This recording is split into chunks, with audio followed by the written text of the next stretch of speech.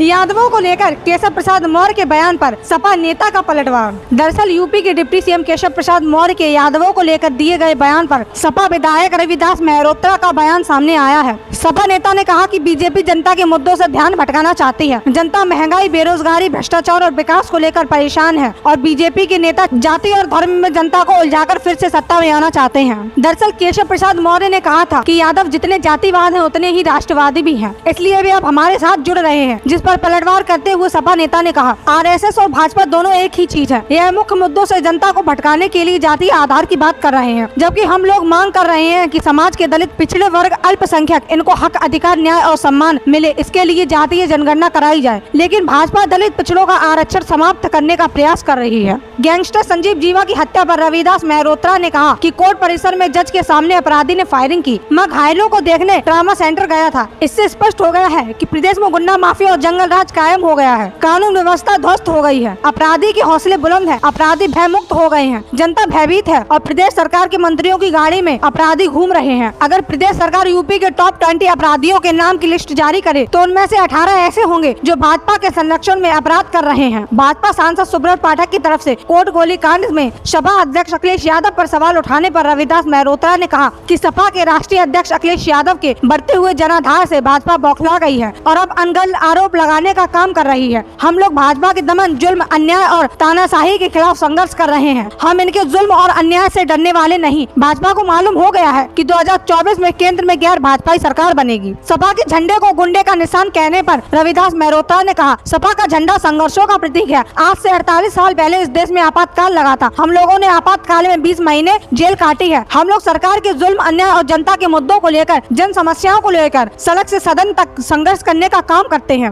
विपक्षी दलों की 23 जून को होने वाली बैठक में मायावती को न बुलाने पर उन्होंने जेडीयू नेता केसी त्यागी के बयान का समर्थन किया और कहा कि बसपा का जनाधार खत्म हो गया है। बसपा बीजेपी की बी पार्टी बन गई है। भाजपा को जिताने के लिए ऐसे कैंडिडेट खड़े करती है जिससे भाजपा जीत जाए। 23 तारीख को विपक्षी नेताओं की बैठक हो रही है। हमारा उद्देश्य है कि 2024 में केंद्र में गैर भाजपाई सरकार बने और इस सरकार से सपा सबसे बड़ी पार्टी के रूप में हो। वहीं नीतीश कुमार के फूलपुर से चुनाव लड़ने पर उन्होंने कहा कि टिकट के बंटवारे को लेकर कौन कहां से चुनाव लड़ेगा कोई विवाद नहीं है। हमारा लक्ष्य बीजेपी को हटाना है।